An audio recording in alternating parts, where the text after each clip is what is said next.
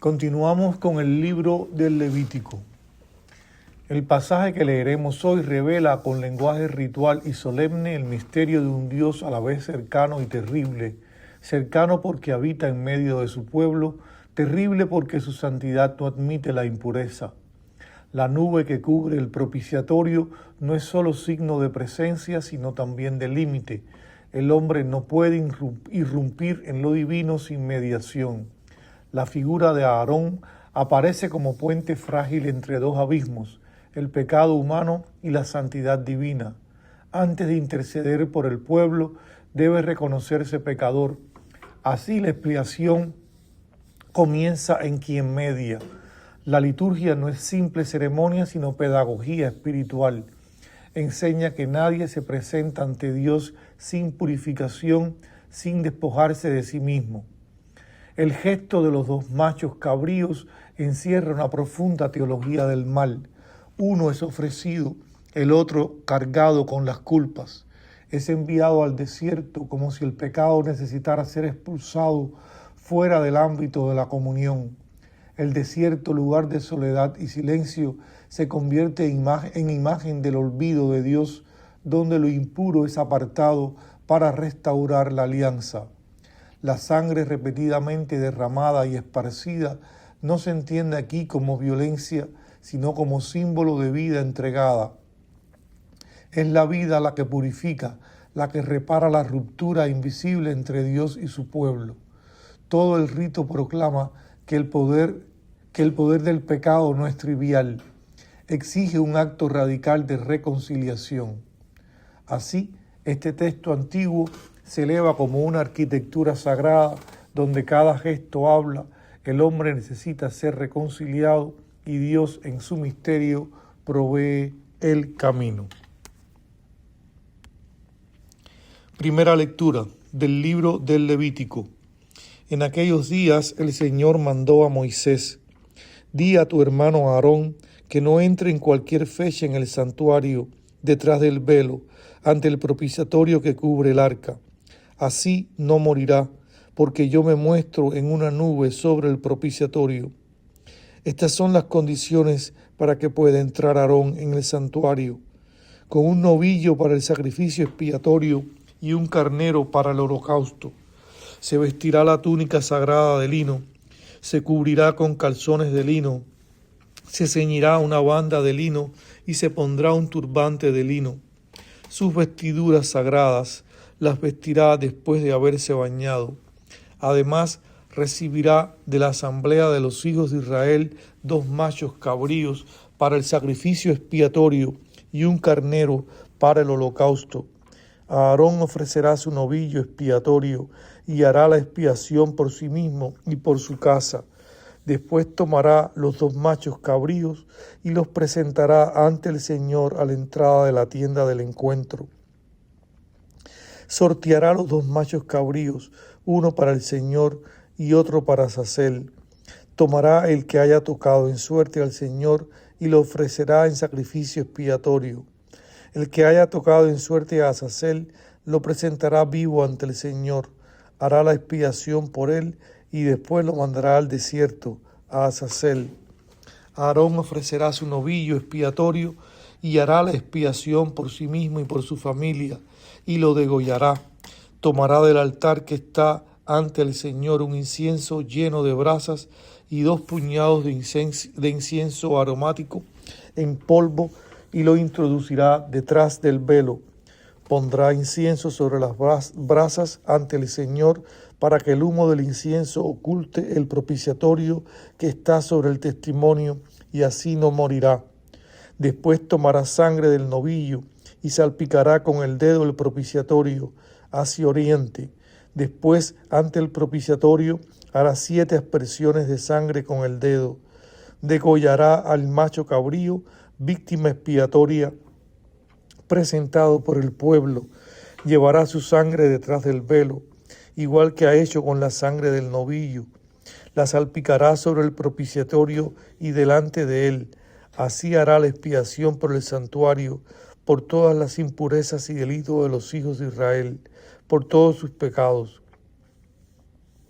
Lo mismo hará con la tienda del encuentro que habita entre ellos en medio de sus impurezas. Desde que Aarón entre a hacer la expiación hasta que salga, no habrá nadie en la tienda del encuentro. Hará la expiación por sí mismo, por su casa y por toda la asamblea de Israel. Después saldrá, irá al altar que está ante el Señor y hará la expiación por él. Tomará sangre del novillo y del macho cabrío y untará con ella los salientes del altar. Salpicará la sangre con el dedo 7 veces sobre el altar. Así lo consagrará y lo purificará de las impurezas de los hijos de Israel. Acabada la expiación, tanto del santuario como de la tienda del encuentro y del altar, Aarón presentará el macho cabrío vivo con las 2 manos sobre la cabeza. Del macho cabrío vivo confesará sobre él las iniquidades y delitos de los hijos de Israel. Con todos sus pecados se los echará encima de la cabeza al macho cabrío y después, con el hombre designado para ello, lo mandará al desierto. Así el macho cabrío se lleva consigo a región desierta todas sus iniquidades. El encargado soltará el macho cabrío en el desierto. Después Aarón entrará en la tienda del encuentro, se quitará las vestiduras de lino que se había puesto para entrar en el santuario y las dejará allí. Se bañará en lugar sagrado y pondrá sus propios vestidos. Volverá a salir, ofrecerá su holocausto y el holocausto del pueblo. Hará la expiación por sí mismo y por el pueblo. Quemará sobre el altar la grasa de la víctima expiatoria. El que ha llevado el macho cabrío a Azazel lavará sus vestidos, se bañará y después podrá entrar en el campamento. El novillo expiatorio y el macho cabrío expiatorio, cuya sangre se introdujo en el santuario para hacer la expiación, se sacarán fuera del campamento y se quemará piel, carne e intestinos. El encargado de quemarlos lavará sus vestidos, se bañará y después podrá entrar en el campamento. Fin de la lectura. La segunda lectura es un texto del teólogo y presbítero Orígenes de Alejandría. En este pasaje, Orígenes traza un puente luminoso entre la liturgia antigua y su cumplimiento en Jesucristo. El rito anual del sumo sacerdote, envuelto en silencio y temblor, no era sino figura de un misterio más hondo, la entrada definitiva de Cristo en el santuario celestial, no con sangre ajena, sino con la suya propia, hecha ofrenda viva de reconciliación. El año de gracia se despliega así como un tiempo teológico que no se agota, sino que permanece abierto en la historia. Cristo no se limita a un instante ritual, sino que prolonga eternamente su intercesión, como recuerda Juan el apóstol al llamarlo abogado y Pablo de Tarso al presentarlo como propiciación en su sangre. La expiación deja de ser un gesto repetido para convertirse en presencia permanente. El lenguaje sacrificial alcanza entonces su plenitud simbólica. La sangre ya no remite a víctimas externas, sino a la palabra encarnada que se entrega. Hay aquí una invitación a trascender la figura para abrazar la realidad, a pasar del signo a la verdad que el signo anunciaba.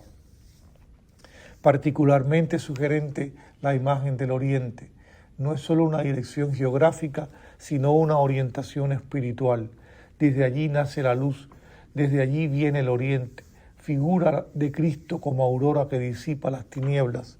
Mirar hacia Oriente es, en clave teológica, vivir en vigilancia luminosa, dejando que la fe, la caridad y la sabiduría configuren el día interior del creyente. Así el texto no solo interpreta un rito, sino que educa la mirada, invita a habitar el mundo como quien ya vive vuelto hacia la luz, donde la reconciliación no es un recuerdo lejano, sino un presente que arde como incienso ante Dios. Segunda lectura de las homilías de Orígenes, presbítero, sobre el libro del Levítico. Una vez al año el sumo sacerdote, alejándose del pueblo, entra en el lugar donde se hallan el propiciatorio, los querubines, el arca de la alianza y el altar del incienso. En aquel lugar donde nadie puede penetrar, sino solo el sumo sacerdote. Si pensamos ahora en nuestro verdadero sumo sacerdote, el Señor Jesucristo, y consideramos cómo mientras vivió en carne mortal, estuvo todo el año con el pueblo, aquel año del que él mismo dice: me ha enviado para anunciar el Evangelio a los pobres, para anunciar el año de gracia del Señor. Fácilmente advertiremos que en este año penetró una sola vez, el día de la propiciación, en el santuario, es decir, en los cielos, después de haber realizado su misión, y que subió hasta el trono del Padre para hacerle propicio al género humano y para interceder por cuantos creen en él, aludiendo a esta propiciación con la que vuelve a reconciliar a los hombres con el Padre. Dice el apóstol Juan: hijos míos, os escribo esto para que no pequéis, pero si alguno peca, tenemos a uno que abogue ante el Padre, a Jesucristo el justo. Él es víctima propicia de nuestros pecados. Y de manera semejante, Pablo vuelve a pensar que en esta propiciación, cuando dice de Cristo, a quien Dios constituyó sacrificio de propiciación mediante la fe en su sangre, de modo que el día de propiciación permanece entre nosotros hasta que el mundo llegue a su fin. Dice el precepto divino: pondrá incienso sobre las brasas ante el Señor. El humo del incienso ocultará la cubierta que hay sobre el documento de la alianza, y así no morirá. Después tomará sangre del novillo y salpicará con el dedo la cubierta hacia oriente. Así se nos explica cómo se llevaba a cabo entre los antiguos el rito de propiciación a Dios en favor de los hombres. Pero tú, que has alcanzado a Cristo, el verdadero sumo sacerdote, que con su sangre hizo que Dios te fuera propicio y te reconcilió con el Padre.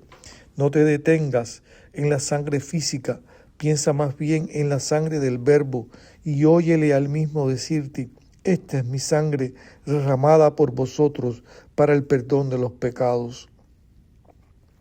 No pases por alto el detalle de que esparció la sangre hacia oriente, porque la propiciación viene de oriente, pues de allí proviene el hombre cuyo nombre es Oriente, que fue el hecho mediador entre Dios y los hombres.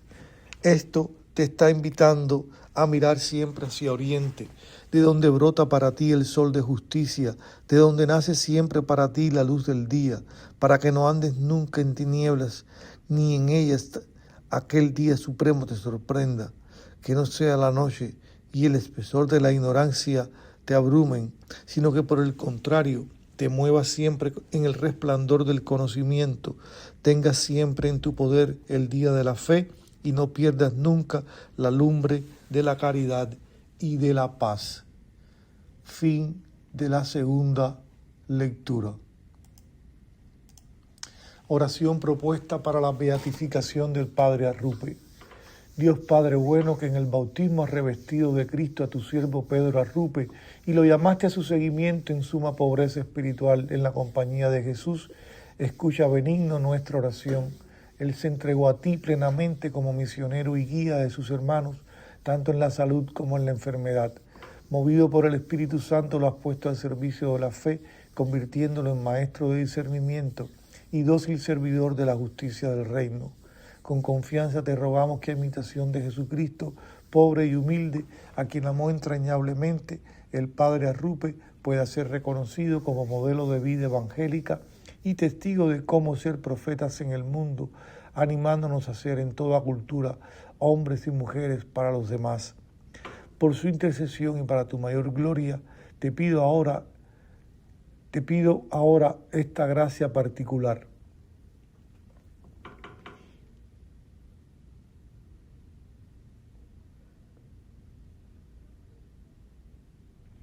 Que desees concederme para tu servicio y alabanza. Por Cristo, Señor nuestro. Amén.